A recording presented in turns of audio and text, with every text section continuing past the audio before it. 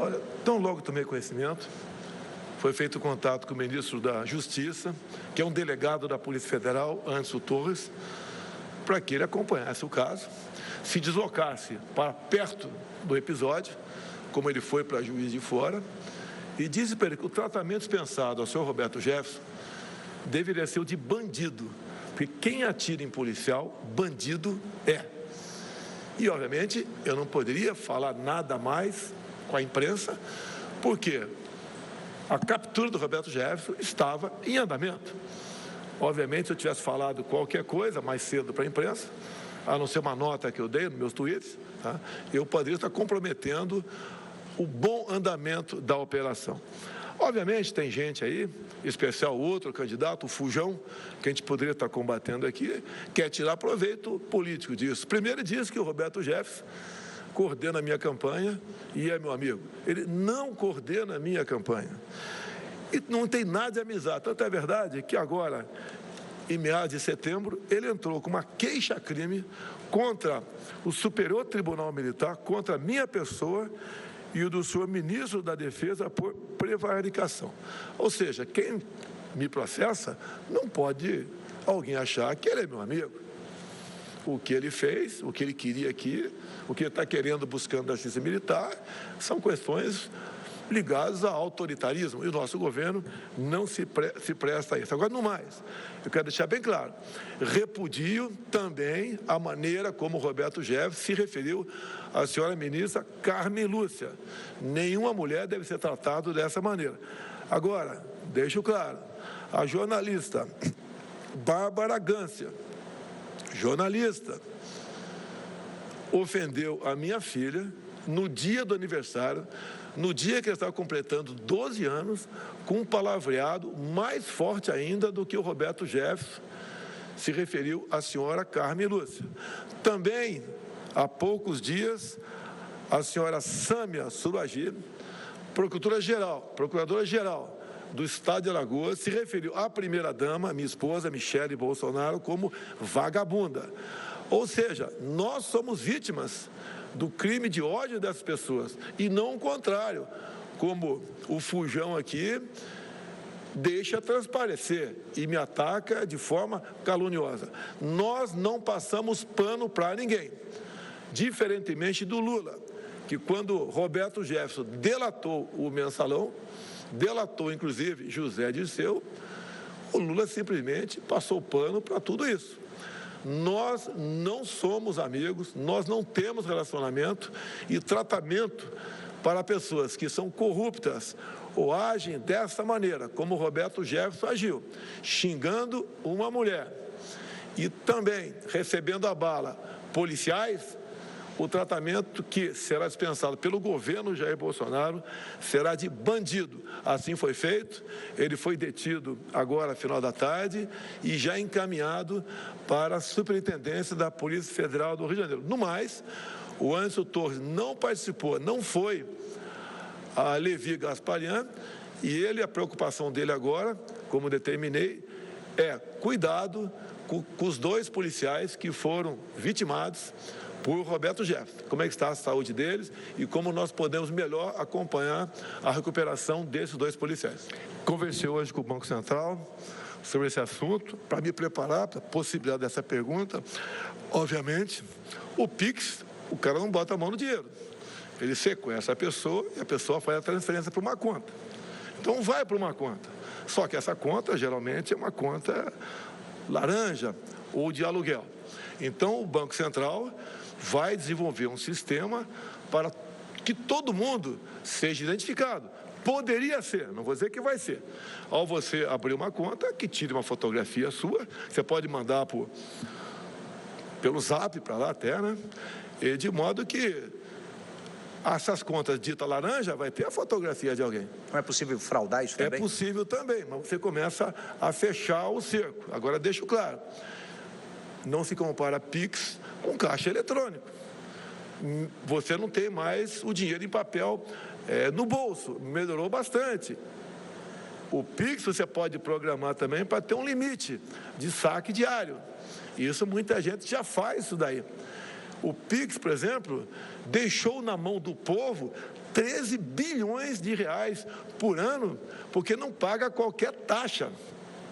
Então, o Pix é algo, no meu entender, excepcional. E, infelizmente, não vamos ter como zerar crimes desse tipo de transações. Mas tenho certeza, como conversado hoje com o Banco Central, brevemente teremos reduzido e muito essa possibilidade. Então, veio para ficar, os Estados Unidos quer o nosso Pix, outros países querem também, como a Colômbia, não sei agora com o novo presidente lá, talvez não queira mais, que o negócio dele é liberar cocaína, ele é amigo do Lula também, que poderia estar discutindo esse assunto comigo aqui. Ou seja, o Pix realmente veio para ficar e nós temos certeza que ele será aperfeiçoado e a população não quer mais falar em fim do Pix. Heródoto, eu peguei o Brasil com sérios problemas éticos, morais e econômicos. Veio uma pandemia pela frente depois, uma crise hídrica, uma guerra lá fora. Mesmo assim, nós arrumamos a nossa economia. Eu tenho um ministro da Defesa, chamado Paulo Guedes, que é reconhecido fora do Brasil. Os números da economia nossa realmente são de fazer inveja para a grande maioria dos outros países. O que ele declarou há poucos dias? Que nós daremos, sim, um aumento acima da inflação para o salário mínimo, para os aposentados e para os servidores.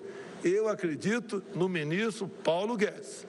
E olha só, durante a pandemia, quando obrigaram o povo a ficar em casa, contra a minha vontade, nós atendemos a 68 milhões de pessoas com o auxílio emergencial.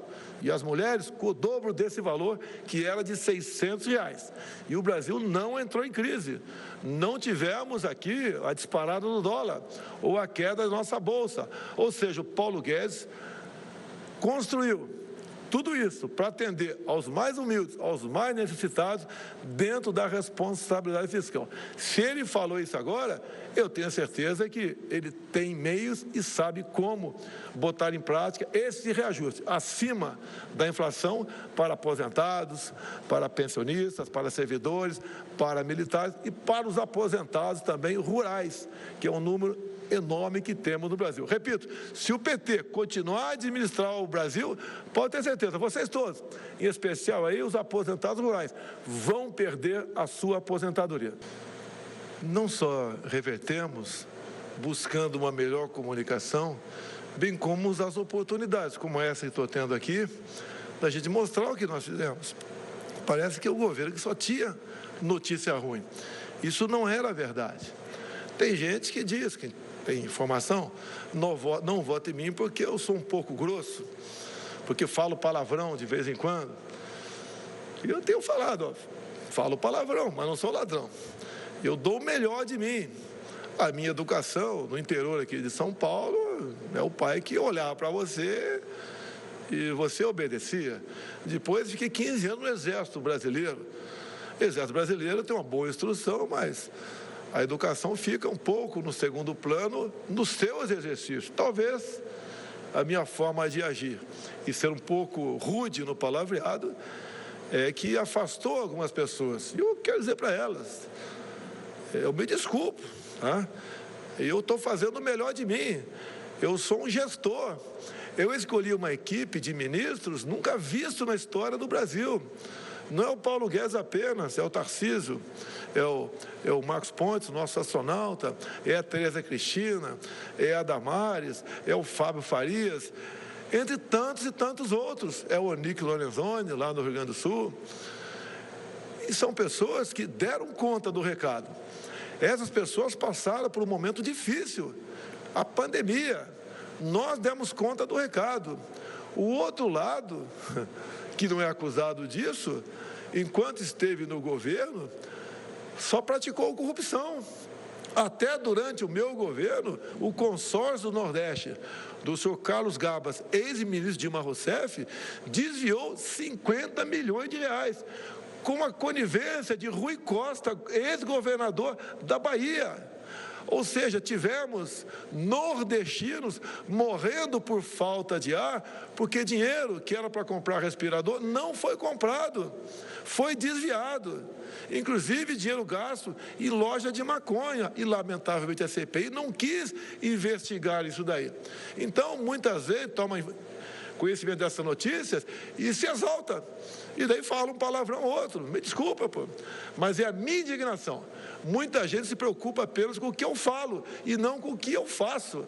Olhe o Brasil como está, compare o Brasil com o resto do mundo, em especial com alguns países aqui na América do Sul, como a Colômbia, Venezuela, Argentina, Chile, mas lá na região central ali, a Nicarágua. Esses presidentes todos são amigos de Lula. Todos não têm nenhum respeito com a família, nenhum respeito com o dinheiro público. Pegaram os seus países e afundaram os seus países. Chile e Colômbia estão passando um momento difícil na economia há poucos meses da assunção dos seus respectivos ministros. E lá eles falam manso, falam bonito até, são bastante afáveis. Mas, na prática, quem sofre é o povo com um comportamento manso, mas, na verdade, com ações terríveis para todo mundo. Eu peço a vocês não estão elegendo um presidente num desfile de etiqueta ou de moda. Só eu estou aqui para servir a minha pátria. Sempre tive orgulho da minha vida de militar, servir a pátria, fardado, e agora estou servindo a pátria de paletó e gravata. Esse é o meu compromisso. Olha como é que está o Brasil. Você vai, por exemplo, anular seu voto? Porque eu falo um pouco grosso, eu nunca paguei vexame em nenhum lugar do Brasil. Um palavrão ou outro acontece aqui dentro, escorrega. Lamento, peço desculpas mais uma vez, mas procuro acertar. E quando erro, me desculpo também. Não tenho compromisso com erro. E eu sempre quis o melhor da minha pátria. E tenho certeza, se Deus novamente me der a honra de ser presidente da República, vamos melhorar mais ainda o nosso Brasil. Se passamos bem por pandemia, crise de falta d'água e guerra lá fora, imagine agora, com a economia ajustada, o que faremos nos próximos 4 anos. Repito, nós somos prejudicados com a pandemia. Só em 2020 gastamos 720 bilhões de reais, passamos dificuldades, a nossa folha vegetativa tem crescido, a nossa dívida externa é monstruosa, acima dos 6 trilhões de reais, e são coisas que não dá para resolver de uma hora para outra. Mas esses números, esses desembolsos, esses pagamentos têm diminuído com o governo Paulo Guedes, que eu considero a economia um governo. Então nós temos feito a nossa parte. O Paulo Guedes quer, em proposta enviada ao Congresso, por exemplo, isentar de imposto de renda quem ganha até R$5 mil. Então, essas propostas são bem-vindas. A carga tributária realmente é enorme no Brasil. Lamento, é uma herança que nós temos e nós temos obrigação de manter esses contratos e não deixar a economia desequilibrar. Também o que o Paulo Guedes tem feito, repito, diminuindo a carga tributária, como os combustíveis, como o IPI de 4 mil produtos, entre outros. Então, nós estamos ajudando, até de forma indireta, diminuir o peso do Estado para com a população. E dizer mais, nós não abrimos quase concurso público nos nossos anos. Não é por maldade, é porque o Estado, cada vez mais, tem dificuldade de honrar suas folhas. A gente quer, muitas vezes, dar um bom reajuste e não consegue. Se bem que a promessa do Paulo Guedes, dar um reajuste pelo menos igual à inflação. Ou melhor, dar um reajuste acima da inflação para o ano que vem. Quando eu assumi, deixo claro, cortamos 30 mil cargos em comissão. Demos exemplo, cortamos na própria carne. Outro partido tinha isso lá, quando governava o Brasil, e até cobrava 30% dos comissionados para o respectivo fundo partidário.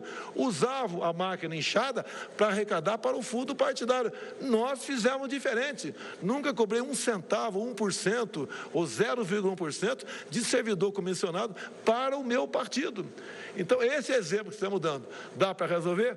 vamos resolvendo. Desculpa o gerúndio, não tem outra explicação. Aos poucos, nós chegaremos lá. Temos investido muito em pesquisa e desenvolvimento, com o Marcos Pontes. Um país que não desenvolve isso, está condenado a ser escravo de outro país. Está olhando aqui o Edu para eu encerrar a conversa. Então, estamos buscando maneira de produzir mais, de fazer mais negócios com o mundo, como o nosso agronegócio, que é um exemplo para o mundo todo, tem feito. Ele não me pediu isso e nem eu ofereci. Conversamos sim.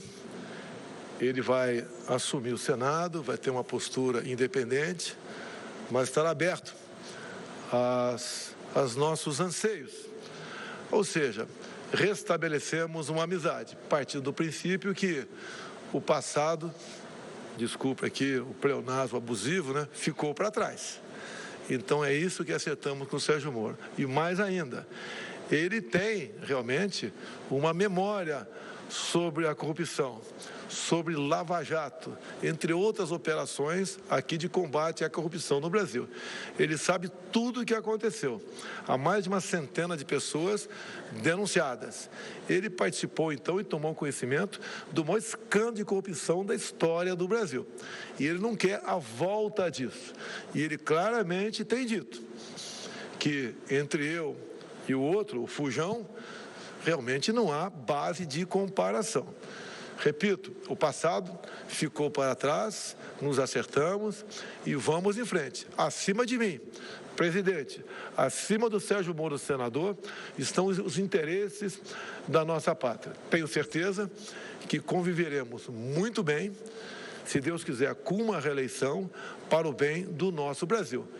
Ele, inclusive, tem participado por aí de vários momentos junto à imprensa brasileira, mostrando de o porquê nós devemos decidir por Jair Bolsonaro 22 no próximo dia 30. Tivemos o caso Jovem Pan. Há 2 anos eu lancei um slogan: Deus, Pátria, Família e Liberdade. Pouca gente deu importância para isso, achando que a liberdade é um bem eterno. Tomaram conhecimento agora que a nossa liberdade está em risco. Agora, deixo bem claro, antes de qualquer crítica ao Tribunal Superior Eleitoral, que, no meu entender, decidiu equivocadamente sobre a censura junto à Jovem Pan, o processo que foi ajuizado lá foi assinado pelo Partido dos Trabalhadores, ou seja, o PT está dando uma pequena demonstração de como seria um possível governo Lula no tocante à censura. E olha, Eduardo, o artigo 220 da Constituição, quando fala liberdade de expressão, é taxativo, que nenhuma lei pode ser criada para cercear o nosso direito de defesa, o de vocês, da imprensa, obviamente, sob qualquer pretexto.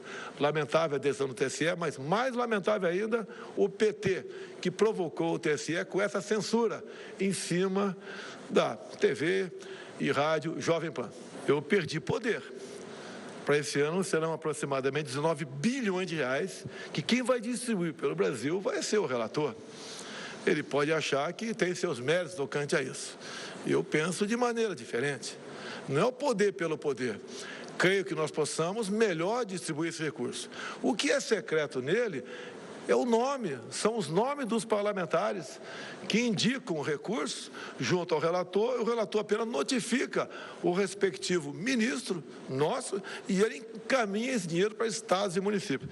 Agora, quando falo em nomes, consegui aqui, entrego para você, se me permite, 13 nomes de petistas que usaram desse orçamento dito secreto. Eu falo dito que, na verdade, não tem nada de secreto. É uma lei que foi votada lá no Congresso, eu vetei a lei e o Congresso derrubou o veto.